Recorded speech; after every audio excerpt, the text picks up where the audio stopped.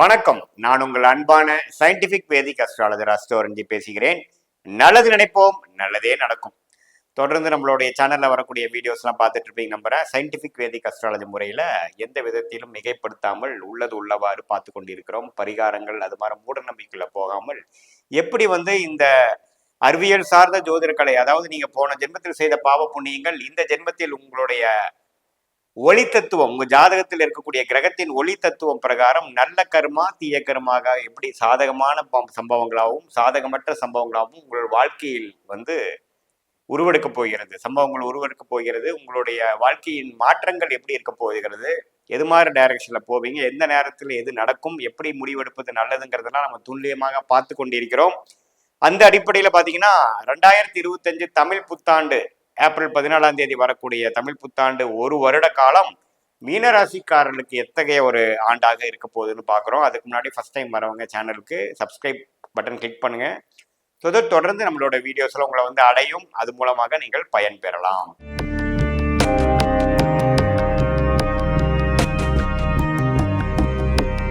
இப்ப பாத்தீங்கன்னா மீனராசிக்காரர்களுக்கு தமிழ் புத்தாண்டு 2025 ஏப்ரல் 14 ஆரம்பிக்கும் பொழுது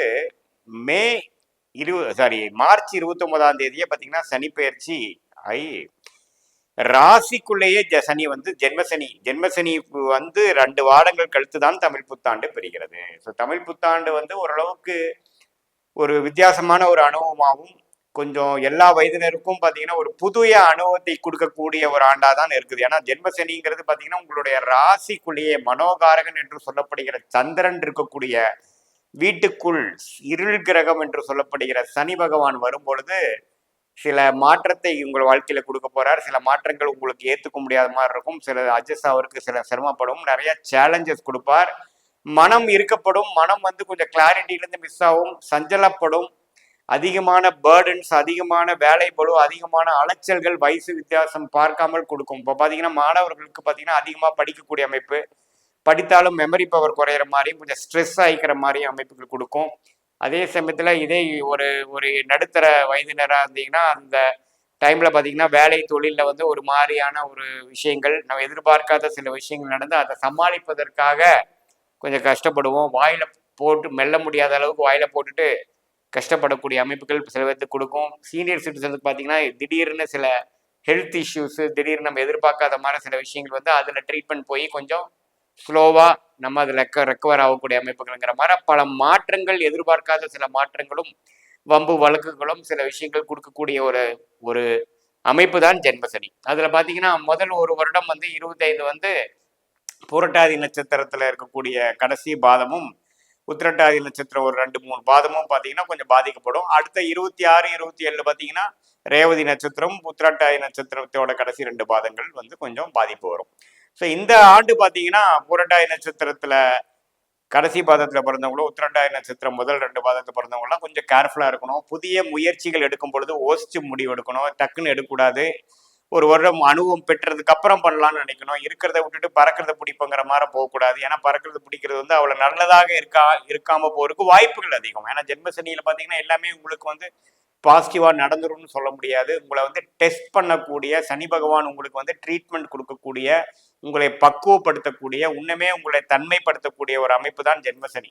அதனால பயப்பட வேண்டியதில்லை. பட் இருந்தாலும் எல்லா விஷயமும் கொஞ்சம் கேர்ஃபுல்லாக, ஸ்ட்ரெஸ் ஆகாமல், கோவப்படாமல், வீரியமா விவேகமானு கேட்டீங்கன்னா விவேகமே தேவை அப்படிங்கிற ஒரு முறையில நீங்க செயல்படும் பொழுது ஜென்மசனி தாக்கத்திலிருந்து நீங்க கொஞ்சம் தப்பிச்சுக்கலாம். இல்லை எதையுமே யோசிக்காம எடுத்துமா கமுத்துமானுங்கிற மாதிரி போனீங்கன்னா அப்புறம் ஜென்மசனி முடிஞ்சதுக்கு அப்புறம் தான் நீங்க திருப்பி பார்க்கும் பொழுது நம்ம சில விஷயங்களை அவாய்ட் பண்ணியிருக்கலாமே, இந்த நேரத்துல இந்த ஏன் டெசிஷன் எடுத்தோம், நம்ம யாரும் சொல்லியும் கேட்காம பண்ணோமே அப்படிங்கிற உறவுகள் விஷயத்துலயா இருக்கட்டும், தொழில் வேலை விஷயமா இருக்கட்டும், படிப்பு அடுத்த மேல் படிப்பு விஷயமா எல்லாமே கொஞ்சம் கவனமாக நமக்கு எது கரெக்டாக வருங்கிறது 1க்கு 4 முறை யோசித்து இதில் இருக்கக்கூடிய டொமைன் எக்ஸ்பர்ட்ஸை கேட்டு முடிவு பண்ணிக்கிறது நல்லதுங்க. நம்ம நினச்சிக்கிறது தான் கரெக்டு நினச்சி செயல்படும் பொழுது நமக்கு கிளாரிட்டி இல்லாமல் செயல்பட்டோம் அப்படிங்கிறது அப்புறம் தான் தெரியும், இப்போ தெரியாது. ஸோ இதுதான் பொதுவான பலன்கள். மற்றபடி பார்த்தீங்கன்னா இது ஒரு டெவலப்மெண்ட்டான டைம் தான். ஏன்னா டெவலப்மெண்ட் டைம் எப்பவுமே ஸ்ட்ரெஸ்ஃபுல்லாக இருக்கும். கம்ஃபர்ட் ஜோன் விட்டு வெளியில் போகக்கூடிய அமைப்புகள் இருக்கும். ஃபினான்ஷியல் விஷயங்கள் கொஞ்சம் நெருக்கும், வம்பு வழக்குகள் கொஞ்சம் ஒரு கடுசாக இருக்கும். அது மாதிரி விஷயங்கள் சனி ராசிக்குள்ளே வரும்பொழுது கொடுக்குறார். அதே சமயத்துல குரு பாத்தீங்கன்னா மே 14ஆம் தேதி 4ஆம் இடத்துக்கு போய் 10ஆம் இடத்துக்கு கனெக்ட் ஆகிறப்போ தொழில் கொஞ்சம் நல்லா தான் இருக்கும். என்னதான் ஸ்ட்ரெஸ் இருந்தாலும் தொழில் விஷயங்களும் நம்மளுடைய வாழ்வாதாரம் கெடாது. ஆனா இருந்தாலும் என்னன்னா அதுல வந்து சிரமங்கள் அப்ஸ் அண்ட் டவுன்ஸ் இருக்குமே ஒழிய வாழ்வாதாரம் கெடக்கூடிய அமைப்புகள் இல்லை. நீங்க கவலைப்பட வேண்டியதில்லை. உங்களுக்கு வேணுங்கிற விஷயங்கள் நிலைநாட்ட முடியும். சில விஷயங்கள் தேவையில்லாததை கழிச்சு தேவையான விஷயத்தை வைத்துக்கூடிய அமைப்பு இருக்கு. அதே சமயத்துல ராகு 12ஆம் இடத்துக்கு மே 19ஆம் தேதி வந்து கேது 3ஆம் இடத்துக்கு வர்றது பாத்தீங்கன்னா நல்ல ஒரு ஒரு திடீர் பண வரவு, ஒரு ஒரு வெளிநாடு மூலமாக ஒரு நல்ல ஒரு ஒரு ஒரு மேன்மை, ஒரு சுபவிரயம் செய்து சில பிரச்சனைகள் சால்வ் பண்ணிக்கிறது, குடுக்கல் வாங்கல ஓரளவுக்கு கேஷ் ஃப்ளோ வர்றது, அந்நியர் மூலமாக சில பெனிஃபிட்ஸ் வருகிறது, இம்போர்ட் எக்ஸ்போர்ட் துறையில் இருக்கிறவங்களுக்கு நல்ல மேன்மை, வெளிமாநிலம் வெளிநாடு டிராவலிங் கொடுக்கக்கூடிய அமைப்பு, அது மூலமா சில பெனிஃபிட்ஸு, வெளிநாட்டில் வாழ்றவங்களுக்கு ஒரு அருமையான ஒரு அமைப்பு, இதுவரை எதிர்பார்த்துட்டு இருந்த விசா கிடைக்கிறது, பிஆர் சிட்டிசன்ஷிப் எதிர்பார்க்குறவங்களுக்கு கிடைக்கிறது, அது மாதிரி நல்ல பலன்களும் உண்டு அப்படிங்கிறது நம்ம தெரிஞ்சுக்கணும். ஸோ ஓரளவுக்கு எல்லாம் கூட்டி கழிச்சு பார்க்கும் பொழுது இந்த சனி ராசிக்குள்ளேயும் குரு 4ஆம் இடத்துக்கும் ராகு 12 கேது 3ஆம் இடத்திலும் வரும் பொழுது வாழ்க்கை வந்து கண்டிப்பாக ஓரளவு சில விஷயங்கள் பாசிட்டிவாகவும் சில விஷயங்கள் வந்து கொஞ்சம் நெருடலாகவும் கொஞ்சம் சேலஞ்சிங்காகவும் இருக்கக்கூடிய அமைப்புகள் இருக்கு. பட் இதெல்லாம் ஓரளவுக்கு கடந்து வரும் பொழுது 25 26 எல்லாம் முடியும் பொழுது ஜென்மசனி முடியும் பொழுது உங்களை இன்னுமே ஒரு பெட்டரான ஒரு நபராகவும் இன்னுமே சீசன்டு கேம்பெயினர் சொல்லக்கூடிய ஓரளவுக்கு அனுபவம் உள்ள ஒரு நபராகவும் உங்களை ஆக்கக்கூடிய இந்த ஜென்மசனியாக இருக்குங்கிறது நீங்க தெரிஞ்சுக்கணும். அதனால பாத்தீங்கன்னா எல்லாமே ஒரு அனுபவமாகவும் லேர்னிங்காகவும் எக்ஸ்பெரிமெண்டிங்லாவும் தான் தெரிஞ்சுக்கணுமே ஒழிய இதுதான் அப்படிங்கிறது தீர்க்கமா முடிவு பண்ண முடியாது. ஆனா 26 27க்கு அப்புறம் உங்களுடைய எண்ணங்கள் முடிவுகள் மாறலாம், உங்களுடைய வாழ்க்கை கண்ணோட்டங்கள் மாறலாம். ஸோ அப்படிங்கிறதுனால ஓப்பன் மைண்டடா எல்லாமே எடுத்து செய்யும் பொழுது பாதிப்புகள் அதிகமா இல்லாமல் நீங்கள் ஜெயிக்கலாம். ஸோ எந்த ஒரு விஷயமா இருந்தாலும் முன்கூட்டியே பிளான் பண்ணி பண்ணுங்க. நைட் டிராவலிங் அவாய்ட் பண்ணுங்க.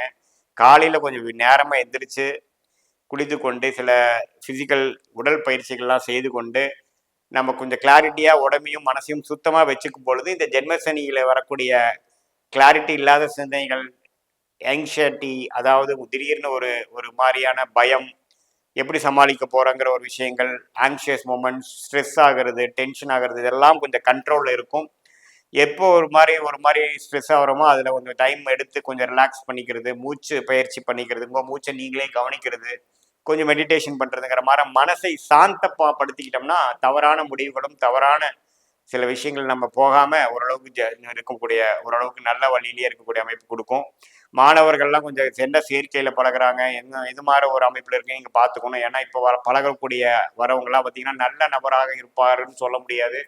அதே மாதிரி பெண்களும் பார்த்தீங்கன்னா ஒரு எதிர்பாலினர் மூலம் ஒரு ஈர்ப்பாகிறப்போ அது எத்தகைய ஒரு இது நட்பா அவர் யாரு என்ன இதெல்லாம் தெரியாம நம்ம நீங்க வந்து டீப்பா பழகும் பொழுது நம்ம வந்து தேவையில்லாத சில சிக்கல்ல மாட்டிட்டோங்கிற மாதிரி விஷயத்தையும் கொடுக்கலாம். ஸோ எல்லாமே ஒரு சமயோக புக்தியோட செயல்படுவது மீனராசிக்காரர்களுக்கு இந்த தமிழ் புத்தாண்டு நல்ல ஒரு ஆண்டாக இருக்கும். அவசரப்படும் பொழுது நமக்கு தேவையில்லாத பிரச்சனைக்குள்ள போகுங்கிறது நீங்க தெரிஞ்சுக்கணும். இது பொதுவான பலன்களை தவிர உங்களுடைய ஜென்ம ஜாதகத்துல எப்படி தசாபுக்திகள் போய் கொண்டிருக்கிறது, நல்ல தசைகளா போகுதா, எப்படி போகுது, என்ன லக்னத்துல பிறந்தீங்கிறதெல்லாம் வைத்து பார்க்கும் பொழுது அடுத்த வரக்கூடிய ஆண்டுகள், அடுத்து வரக்கூடிய லாங் டேர்ம் ஷார்ட் டேர்ம் எப்படி இருக்க போகுது, எது மாதிரி முடிவுகள் எடுக்கலாம், எந்த நேரத்துல எந்த மாதிரி அமைப்புகள் உங்களுக்கு வரக்கூடிய அமைப்பு இருக்கு, அது மூலமாக நீங்க லைஃப்ல எப்படி நீ இன்னுமே க்ரோ ஆகலாம், எது உங்களுக்கு கரெக்டான டைரக்ஷன் அப்படிங்கிறதுலாம் நம்ம இந்திய வேத ஜோதிடம் சயின்டிபிக் வேதிக் அஸ்ட்ராலஜி மூலியமா பார்த்து கண்டிப்பாக நம்ம பலன் பெறலாங்கிறது நீங்க தெரிஞ்சுக்கணும். இது பொதுவான பலன்களே.